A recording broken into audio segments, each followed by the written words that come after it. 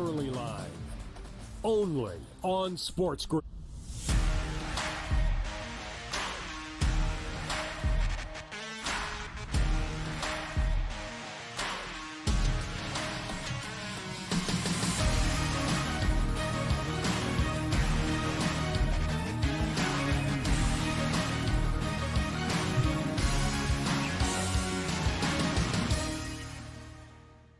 Welcome into Pro Football Today. It's time for the post-game show with myself, Kasey Hudson, and Tom Vecchio. And I wish that we had a more exciting second half to run through, but let's preference this by saying it was a scoreless second half for the Miami Dolphins. We did see that big shakeup injury with Tua. We're all hoping that he is going to be fine. He was limping off the field, so it didn't look like anything in terms of a head injury, but the slow recovery makes you question basically what could have possibly gone wrong there. We saw Thompson come in for him. We've seen him come in big moments beforehand. But, Tom, I mean, what did you see in that second half outside of, obviously, the injury? No progression for the Miami Dolphins. Another massive turnover that the Bills capitalize on. It was just kind of a sloppy second.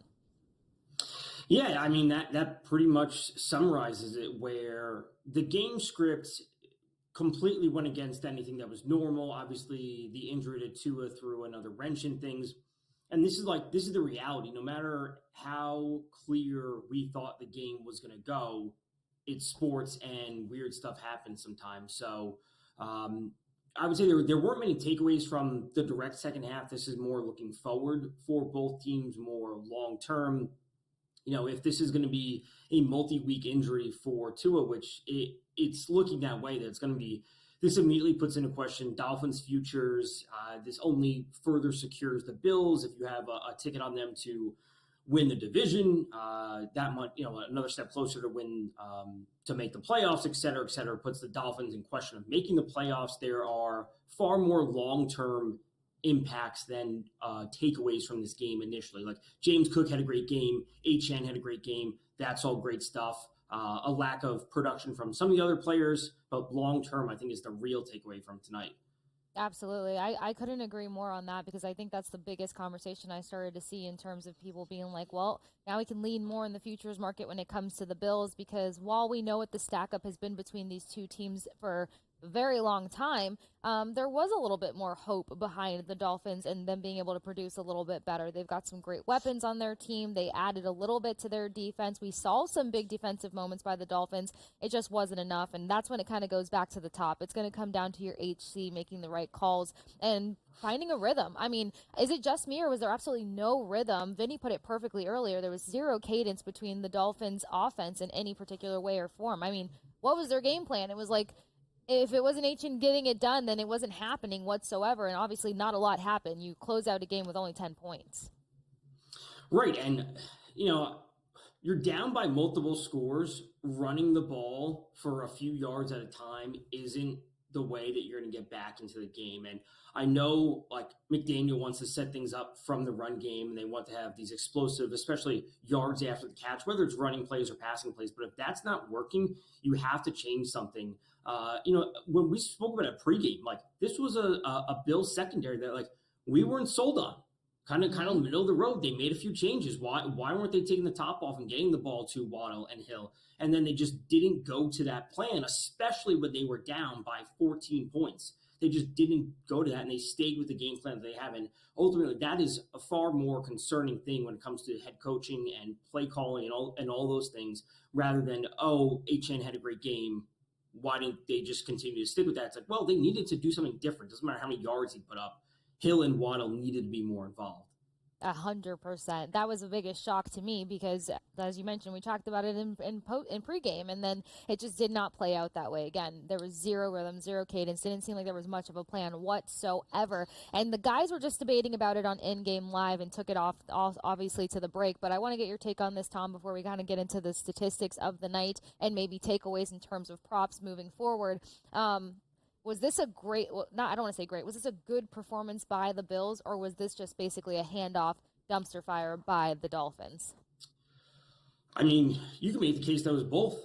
The Bills came out flying in the first half. They forced Tua to turn the ball over. They were efficient on offense. They got Cook going. They capitalized on short fields. They made the plays that they had to make.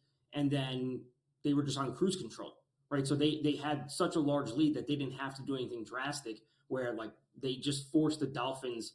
It's like once you make a mistake, you don't want to make more mistakes. And that's what the Dolphins were doing. They like compounded the mistakes that they were making. So I would say this is like a very strong win from the Bills, especially in the first half. Very convincing in my eyes. Yeah, well, at least that makes everyone stick to the futures conversation. Now, as for things that we did talk about in pregame, as well as the fact that now Dave owes Adam his house, we can run through the numbers when it comes to some of the prop bets. So anyone who leaned under for Josh Allen, congratulations to you, because that only hit at 139 passing yards and 1 tutty for Josh Allen on the night. As we mentioned, Cook was cooking all night, 11 carries, 78 rushing yards, 2 tutties for him. Davis coming in slightly behind, but just 9 carries and 29 rushing yards. Then when you take it to the wide receiving room, you got Shakir sitting at the top, 5 receptions, 54 receiving yards, no touchdowns. Kincaid got up there a little bit more, but not to the expectation of what most of us had. Only 4 receptions, 33 receiving yards. Then behind him, Ty Johnson, 33 receiving yards as well. James Cook adding into the pass catch game, racking up 17 receiving yards, 1 tutty that way. And then defense kind of coming in a little bit more lock and key than expected. I know we got less than a minute. We'll continue the conversation on the other side. But Tom, in terms of props, do you think that most people figured out where to kind of gauge these props in this wide receiving room with so many options for Josh Allen moving forward? Well, I was all over Keon Coleman, as I said it on the pregame show. He played a ton of snaps, ran a ton of routes, only had the 1 target. Khalil Shakir was the only, or I should say is the only receiver that was there last year with Josh Allen. So maybe that was just the answer the whole time, and I just overlooked that because I'm buying in low on this rookie, Keon Coleman. But Shakir had a great game in terms of the yards, and maybe that is the most consistent option. But I also said when we did the player comparison, when it comes to Cook, like he is the answer for Buffalo. Rushing plus receiving, he went over that mark, and he's really going to be the number 1 asset we can be trusting going forward. So, lack of volume from Allen, but a more efficient game from them is what they really need, and that's what he brought to them or brought for them. Yeah, and I think that's what actually makes them look like a serious contender because they didn't have to go too flashy. I think you mentioned that earlier as well. They were able to just kind of stick to their game and work what they needed to work. But once we get back from this break, we'll touch on the Dolphins side of the ball. And then we got some NFL to preview because we got a lot of great games coming down the pipeline this weekend. So go nowhere. Stick with us here on SportsGrid.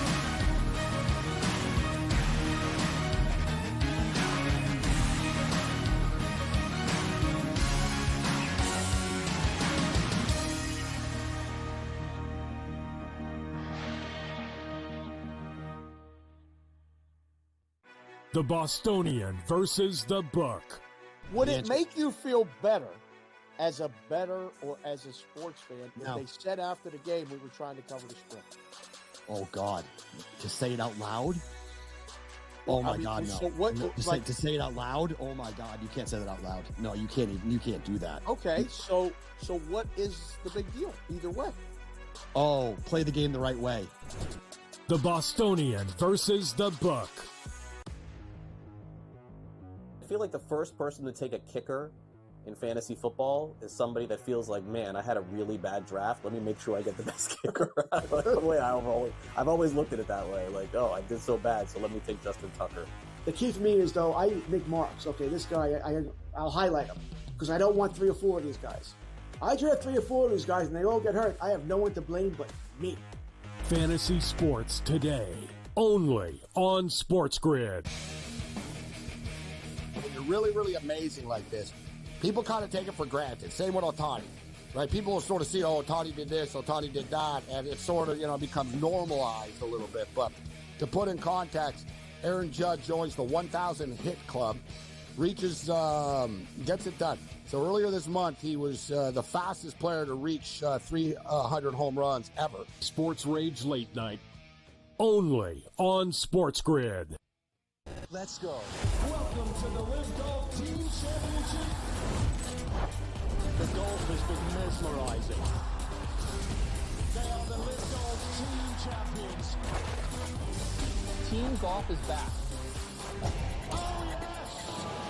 Are you ready? Let's go!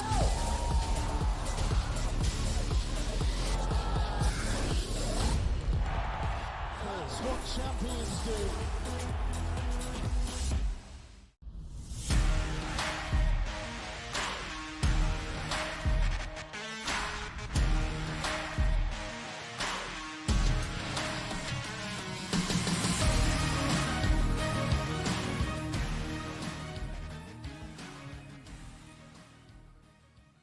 Welcome back into the Pro Football post-game show with myself, Kasey Hudson, and Tom Vecchio on SportsGrid TV, running through, well, the 4 quarters of football that we did see, more importantly out of one team versus another, which brings us to the Dolphins offense. We talked about some of the way that the Bills were able to make. They were more efficient, more simplistic, but that worked in their favor. Now switching over to the other side, we do note that Tua had that shake-up injury, ended up going out of the game. Before his injury, went for 145 passing yards, 1 touchdown, and 3 interceptions. And let's just say Bills did capitalize at every turn. Then you got Skylar Thompson with 80 passing yards, 0 touchdowns, 0 interceptions. We already know who the key component was to any offense that the Miami Dolphins got going tonight, and that was not just in rushing yards. That was also in receiving yards. 7 receptions, 69 receiving yards, 1 tutty. And then there's just question marks once you run down the roll on that, Tom. So give us your take on the Dolphins offense and the top prop player, I guess you could say.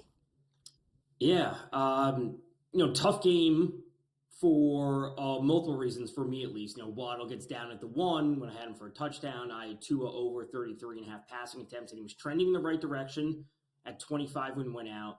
The question is, where do we move forward? Because we know Achane is going to be the guy for the Dolphins until Mostert comes back. And then once Mostert comes back, I think we actually can see a very balanced production role between Achane and Mostert, because if we have Skylar Thompson, or if they bring in a free agent, someone like Ryan Tannehill potentially, that's still a downgrade to Tyreek Hill and Jalen Waddle. So moving forward, I still think Achane and Mostert are going to be the keys for the Dolphins offense for however long Tua is out. So that's my takeaway as of now.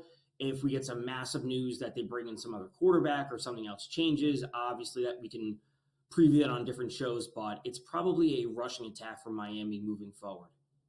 And probably the smartest way to go about it, especially once they figure out their game plan, because I don't like to be a broken record, but I can't stress this enough. Miami looked like they had 0 game plan tonight. And then looking down ahead here, you've got them coming up next, taking on the Seahawks, followed by taking on the Titans. Then you've got the Patriots, and then you got the Colts. Just kind of looking at those 4 games alone, you're looking at teams that could be problematic if you are down without Tua and you come back in and you don't know how to use your pass attack, and then your defense kind of struggles in coverages because, especially with the Titans. I mean, we did see a strong week 1 performance out of them, even though they couldn't carry that performance through 4 quarters. And then you're talking about a Colts team that actually has quite a formidable defense and an offense that's going to probably make the Dolphins pay if they come into this looking any way that they did versus the Bills. So, how do you kind of gauge that moving forward from this point on? We know that the Bills, you can probably get in on some futures, but for the Dolphins, how many bettors are going to run scared if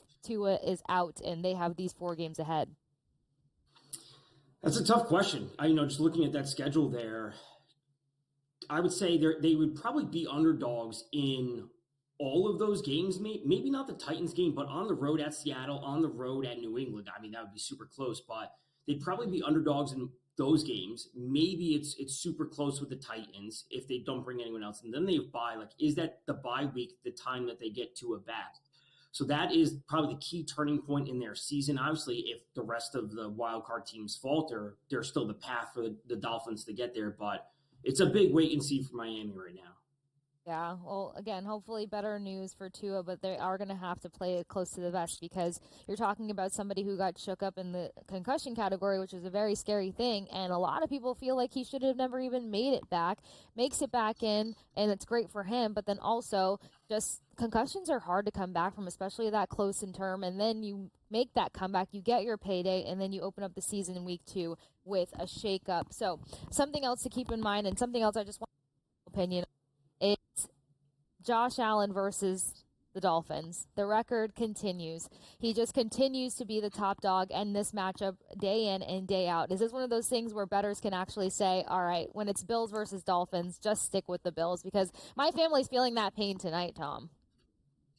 I mean, I guess so. We briefly spoke the other day about my opinion on trends, but I guess if it's not broke, you don't fix it, right? Maybe we don't need 300 yards from Josh Allen because he's getting some help from a revamped defense, and they can force turnovers. Maybe it's just a mental block for some teams, but I guess you just continue to roll with Allen. He's got the rent-free, living in everyone's head rent-free when it comes to the Dolphins versus the Bills. But, anyone who was on the Bills side, you ended up having yourselves quite the night. But stick with us because Tom and I need to run through the Week 3 slate coming up ahead. So don't go anywhere. Stick with us here on SportsGrid TV.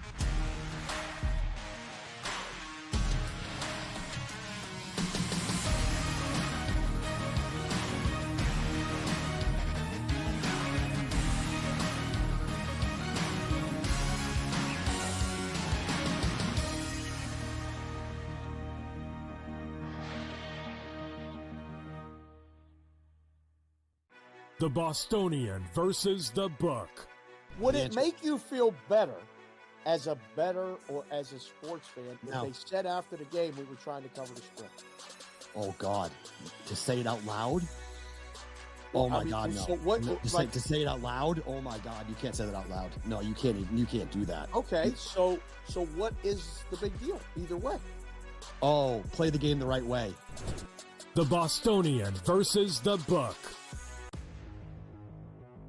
I feel like the first person to take a kicker in fantasy football is somebody that feels like, man, I had a really bad draft. Let me make sure I get the best kicker. The way I've always looked at it that way. Like, oh, I did so bad, so let me take Justin Tucker.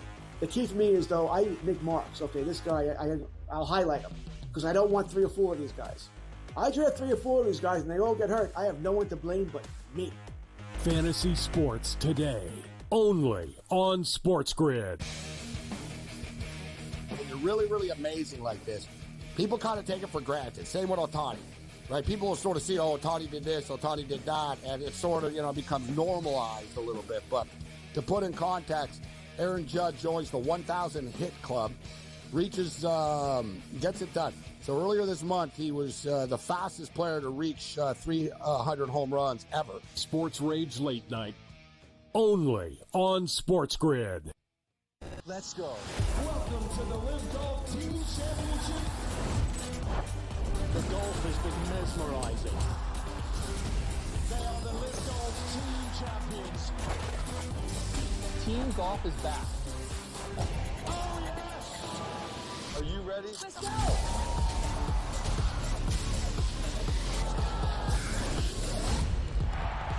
That's what champions do.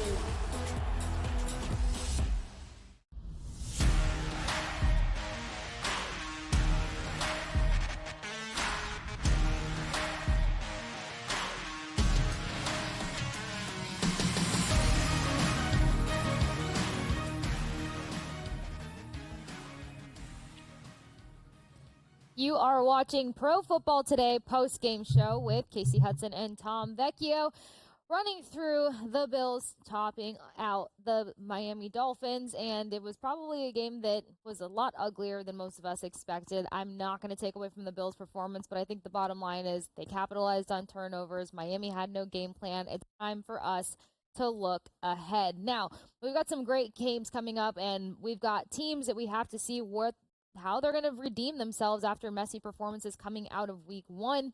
One of those teams that we do have to talk about, a lot of question marks. They don't look like they're going to live up to any particular hype. There's basically some people said their offense is very parallel to last year, but we got the Bengals taking on the Chiefs this Sunday, 4:25 p.m. I mean, Tom, what stands out in this matchup at all? Besides the fact that Joe Burrow and his offense have to produce, and then you've got a Chiefs team that looks like they might have their better offense in almost a season or two.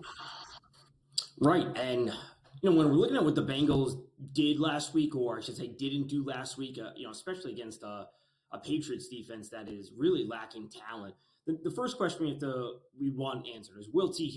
Higgins play this week? That's the first one. But even if he does, do we have faith in this Bengals offense to go and essentially go punch for punch with Kansas City, who looked great last week, a revamped offense with Xavier Worthy? They have the pieces that they want on offense around Mahomes that they really didn't have last year.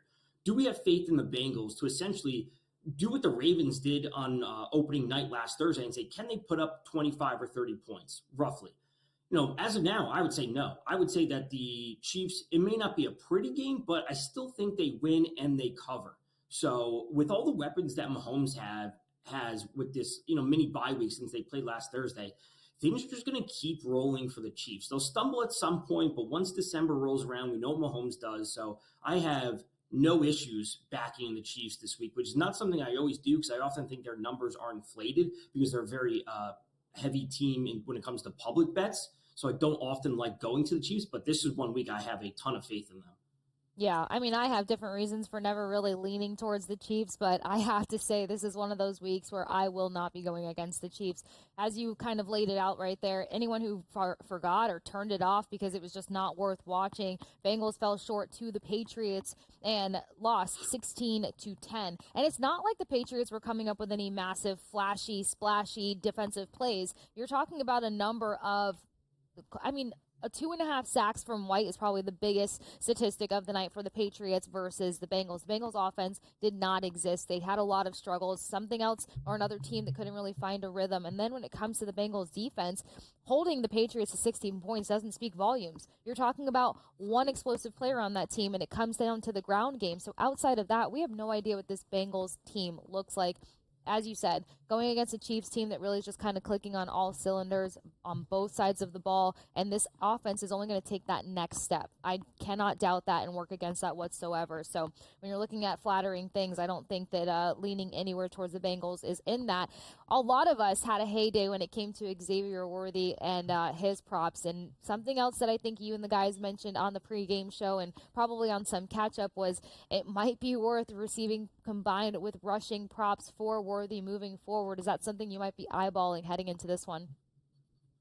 It will, and it comes down to if these props are going to be posted. I don't expect them to play a massive role coming out of the backfield, but listen, if they're going to give it to us and we can get a little bit extra juice there, given the fact that we get some free yards added to it, especially if he's going to utilize it on a jet sweep, whatever it might be, I'm fine with that.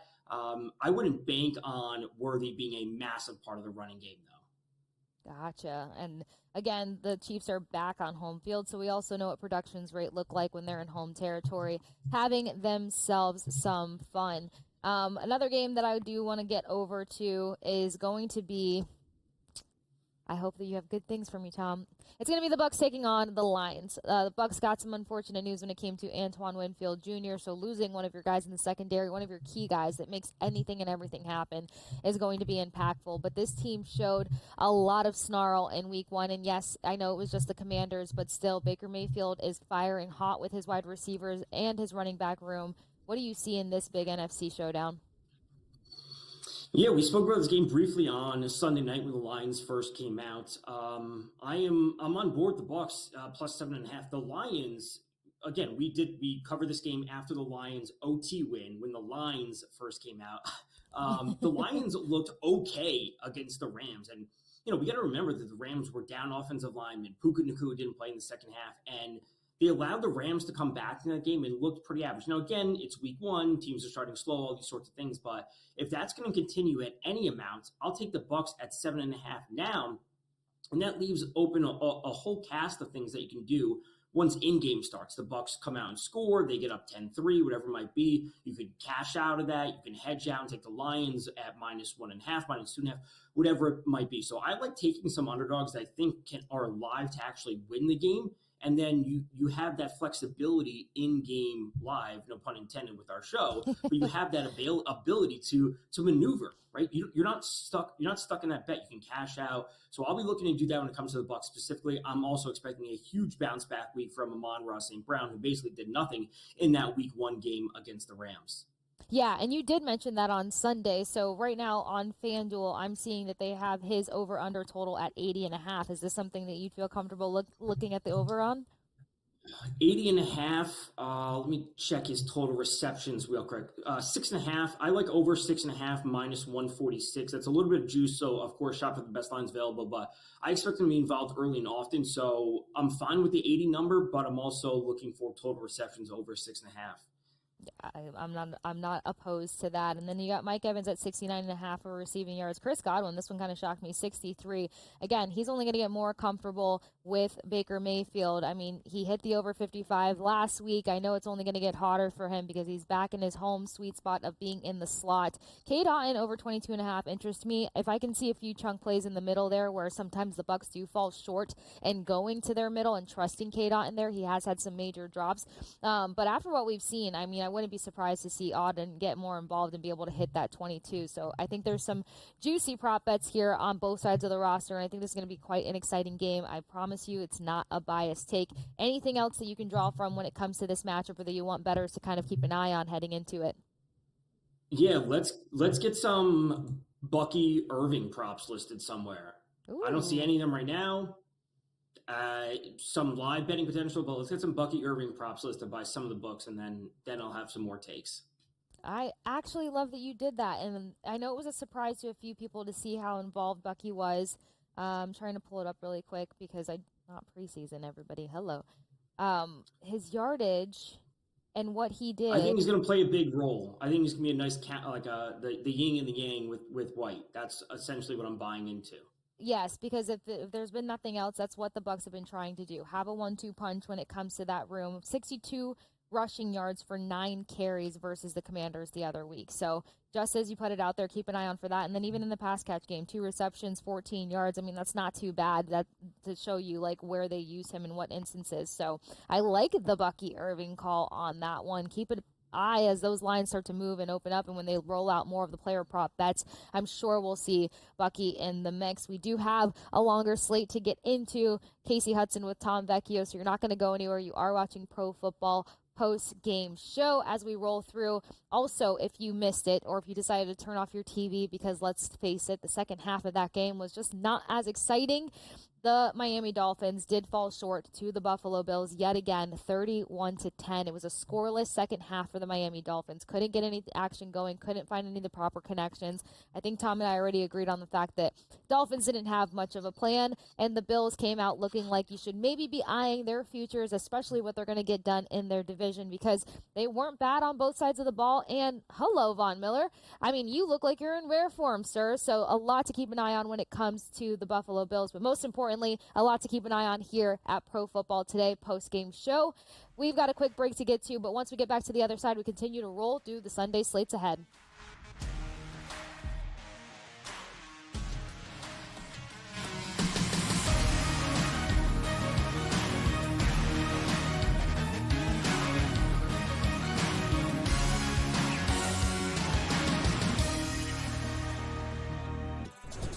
The Bostonian versus the Book.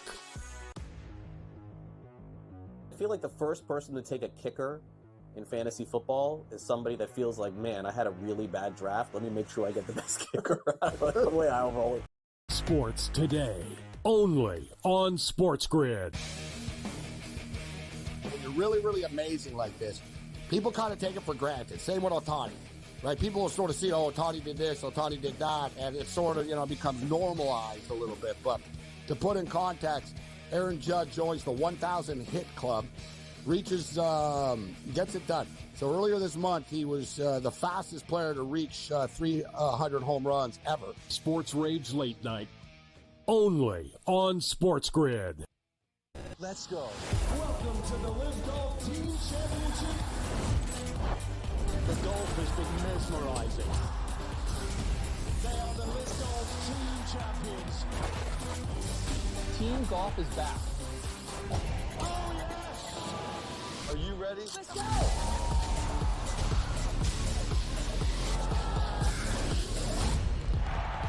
That's what champions do.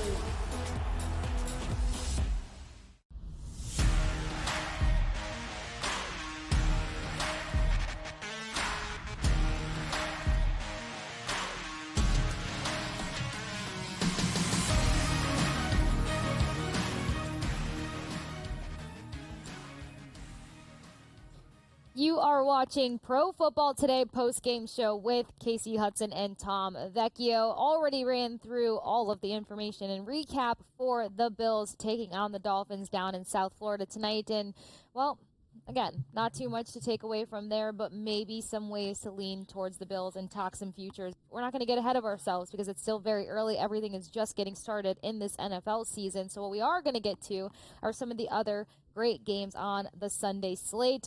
We got to take a look at this Cowboys hosting the Saints game. Now, I get it. The Saints are high on themselves after putting a pounding on the Panthers, but none of us really are expecting much out of the Panthers this season as they are in full rebuild mode. The Saints defense, though, I mean, they've kind of always been in the hunt in terms of being a team that can compete, a defense that can hold top teams off, and they want to make it a case that they can do that versus the top teams in the league, and I think the Cowboys are a big test. And then so many question marks around the Cowboys. They did hold the Browns to just 17 points, but it wasn't, again, in any sort of flashy performance. It was a slow first quarter. They had themselves more of a second quarter, came out and kept the raw hog going in that second half. So what do you like in this one? A lot of things that I'm looking forward to in this one, and not only based on outcomes, but also what we get from player usage, because, Chris Olave wasn't involved for the Saints at all in game one or week one against the Panthers, and, putting up all those points and he's not involved. I don't want to say it's concerning, but now the fact that he's going up against a very tough defense, I would initially be interested in under 59.5 yards for him. That's number one. Number two would be, once I can find a Derek Carr interception prop, that's going to be the second thing I look at. And then three would be if Jake Ferguson, the tight end for the Cowboys, is active, because if he's not active, he's dealing with this knee issue, which he did say got better compared to when it was on Sunday. If he's not active, I'm looking to Luke Schoonmaker, their backup tight end, for a touchdown at plus 280. So a few different things across the board, a prop here, an interception prop, and a touchdown prop. A lot of things in a game that shouldn't have too many points. That's going to be interesting. And then not to mention is that a lot of times, at least this is what I have heard, is that whenever we have a Saints matchup, and maybe not particularly versus the Cowboys, but it could still happen, Chris Olave to have one of the longest receptions, because he's the guy that they always go to make that D-ball connection. So even if he hits the under of what you just mentioned, I mean, that one big air out ball from Carr to Olave is something that we can almost feel like we're going to see, right? But I'm hesitant after all the mess that was tonight's game. Right. I have to preface by saying I am heavily invested in Chris Olave this season, both in terms of his yards, in fantasy. I made Chris Olave a believer. I think he's an awesome wide receiver, but this is also a very difficult matchup. And given the pressure that the Cowboys can bring on defense and some mistakes, the mistakes we've seen Derek Carr make over the course of his career, the pressure will not allow Carr to have the time to get those deep balls out of there. And it's actually going to be more of a short passing game for the Saints. So I think Chris Olave is awesome. I want him to have a huge year. I just don't know if it's going to come this week. Yeah, and just to kind of paint a picture, at least for now, it's looking like Olave would potentially match up versus Carson and Wilson for the Cowboys defense, which kind of makes you almost want to run that direction, but in the same sense, I mean, if they can switch over or Cowboys nickel package, you can count on Olave kind of being a little bit more locked down. They are going to make sure that they keep him isolated out of the game plan and try to force those mistakes that we've seen Carr make. I wouldn't be surprised if we see more ground focus out of the Saints to try to control not only the clock, but to try to manage the Cowboys and what they can deliver. Anything else that stands out to you with this matchup with either team? Probably not. Don't lay the minus 115 for Zeke Elliott touchdown. Stop laying minus money for touchdowns. That's what I was hoping you would mention. I was hoping you would mention it. We're talking about it in the break, and Tom goes, no. Well, who wants to do this? Who's going to do this? And I'm glad you mentioned it because I don't want to be that person heading into this weekend. We know some people didn't love the script and what we laid out earlier. So, as for the next game to roll with, we have got the Rams taking on the Cardinals. Cardinals pull off a little bit of a surprising first half versus the Bills team, kept them on their toes. And then there's just the question marks around Kyler Murray, his weapons, this offensive line. What are you seeing when it comes to the Rams and the units that they lost and how they can produce versus this team? Yeah, I just mentioned it. Rams are down some offensive linemen. They're down Puka Nacua, who's on IR, and apparently it might be longer than 4 weeks. So I don't mind the Rams on the money line just because ultimately I think they are a more well-rounded team than the Cardinals. So plus 102, or you take the plus 1.5 on the points, I think either's fine. Looking to Marvin Harrison Jr. for the Cardinals to have I don't want to say a big game, have any game, because he did nothing in week one against the Bills. So that's number one. And then, man, it has to be a Cooper Kupp week. When we look back to last season when Puka Nacua didn't play, we saw Cooper Kupp have nearly a 33% target share. So his total reception prop is sitting at 7.5, minus 146 on the over. His yardage prop is sitting at 84. I think either of them are fine. If you can get the 8.5 number, you don't want to lay the juice, you can go to 8, or you want to do an alter, et cetera, for Cooper Kupp. He's going to be the go-to guy, especially if the offensive line are going to be dealing with backups.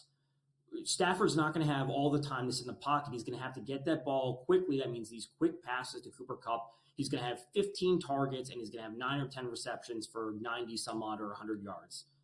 I couldn't agree more, and I think that the books are leaning in that direction as well. I mean, we knew the frustration when we saw Cooper Kupp not being as involved initially, just kind of wondering where the heck he was, started to get a little bit more involved in that second half, but it felt like it was because of the injuries. Would you take any risk on Tyler Johnson being more involved? Because I feel like he proved himself to be a worthy pickup, and he found some great connections.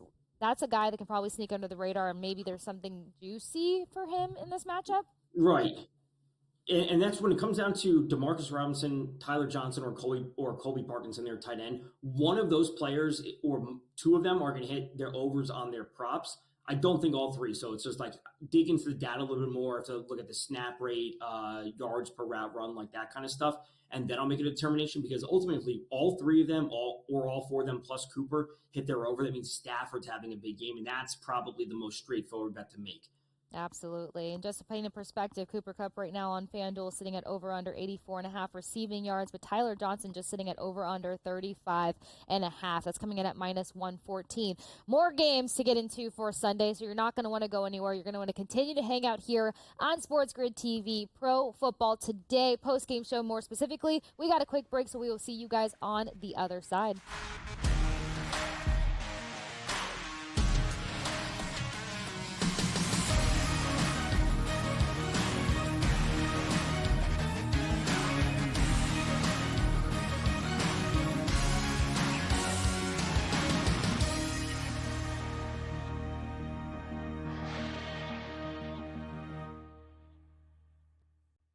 The Bostonian versus the Book. Would it make you feel better as a bettor or as a sports fan if they said after the game we were trying to cover the spread? Oh, God. To say it out loud? Oh, my God, no. So what, to say it out loud? Oh, my God. You can't say that out loud. No, you can't do that. Okay, so what is the big deal either way? Oh, play the game the right way. The Bostonian versus the Book. I feel like the first person to take a kicker in fantasy football is somebody that feels like, man, I had a really bad draft. Let me make sure I get the best kicker. Like, the way I've always looked at it that way. Like, oh, I did so bad, so let me take Justin Tucker. The key for me is, though, I make marks. Okay, this guy, I'll highlight him because I don't want 3 or 4 of these guys. I draft 3 or 4 of these guys and they all get hurt. I have no one to blame but me. Fantasy Sports Today, only on SportsGrid. When you're really, really amazing like this, people kind of take it for granted. Same with Ohtani, right? People will sort of see, oh, Ohtani did this, Ohtani did that, and it sort of, becomes normalized a little bit. But to put in context, Aaron Judge joins the 1,000 hit club, reaches, gets it done. So earlier this month, he was the fastest player to reach 300 home runs ever. Sports Rage Late Night, only on SportsGrid. Let's go. Welcome to the Live Golf Team Championship. The golf has been mesmerizing. They are the Live Golf Team Champions. Team golf is back. Oh, yes! Are you ready? Let's go!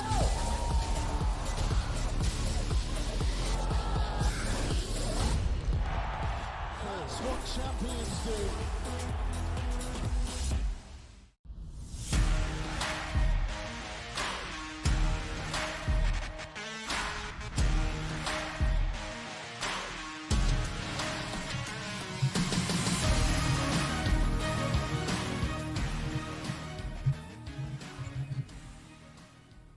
What's up, football fans? One more rally with myself, Kasey Hudson, and Tom Vecchio on Pro Football Today post-game show, running through the Sunday slate, and I don't think there's any better way to get ready to close out the post-game show, to prepare you for the weekend ahead, to remind you that you should be catching all of your NFL coverage on SportsGrid, then to talk about the Sunday Night Football matchup. We got an exciting Texans team taking on, well, a Bears team that a lot of fans still very much believe in. They had a rally win the other weekend, and then you got a Texans team that went toe-to-toe with the Colts, came out on top 29-27. Big game for Stroud and company. Stroud, 234 passing yards, 2 tutties. Mixon, obviously, with the most mesmerizing ground game, but that's what he got paid for. That's why he's on this roster. Stephon Diggs was not a diva that day, spread the wealth with his teammates, and it was Nico Collins sitting on top of the wide receiving group room with 117 passing yards.